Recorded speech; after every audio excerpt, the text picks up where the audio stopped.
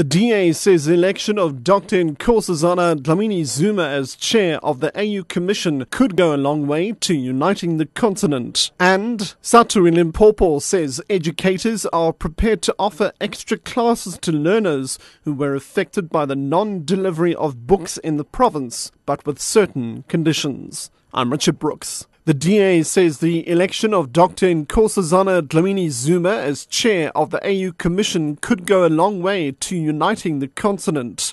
Party MP Ian Davidson says his party believes that she has the appropriate skills and competence to transform the AU into an efficient and effective body. I think she's got the necessary diplomatic acumen to be able to path her way through the very many problems, critical problems that Africa faces.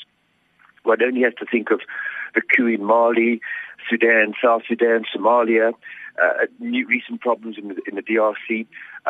This is going to take an enormous amount of skill as far as the diplomacy is concerned, and I think she's got it, and I think she's going to do a good job. COPE has congratulated Dlamini-Zuma on her election as chairperson of the AU Commission. COPE's acting chief whip in Parliament, Dennis Bloom. COPE wants to welcome and congratulate the Minister of Home Affairs, Nkosazana Dlamini-Zuma, on the election as head of the AU. COPE have, without any doubt, know that Nkosazana Zuma is capable and very effective and committed.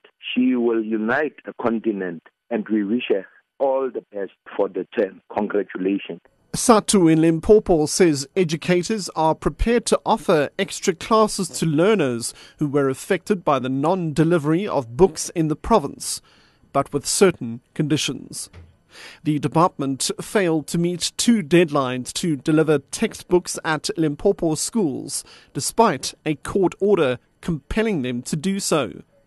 As schools reopen for the 3rd term today, it's still unclear if all schools have received all the books. Satu's Limpopo chairperson, Ronnie Morotsela.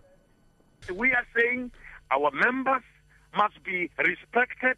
If they must go in the morning to cover up for the work, which should have started in January, if they must go in the afternoon, if they must come to school during the weekend, if they must teach during the spring vacations, there must be a compensation of some kind. The Road Traffic Management Corporation has appealed to motorists to drive with extreme caution as icy and wet weather conditions continue. Spokesperson Ashraf Ismail says most of the roads that were closed over the weekend due to flooding and snow have since been reopened. But he says for now, motorists should keep a close eye on weather and traffic updates so as to avoid any potentially dangerous situations.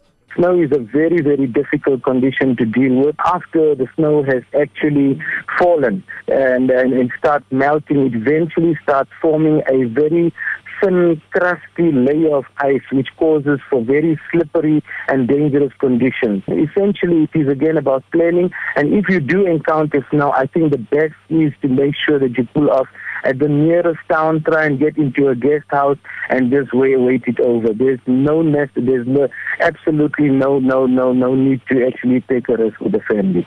For more traffic updates, press option 3. City of Cape Town authorities say they are doing all they can to assist residents of Imizamu Yetu informal settlement in Hout Bay to rebuild their lives following a devastating fire in the area. 1 person died and 400 were left homeless in the blaze that ripped through 80 shacks yesterday. It's believed that the fire was started by a candle in one of the shacks. Many people lost all their belongings. Disaster management spokesperson Wilfred Solomons Johannes. During the course of the day, the city's disaster response teams will go back to review the situation and see if there's any other further assistance that is required. And the city's health department will also conduct an inspection to look at the environmental health aspect and also to see where people have lost their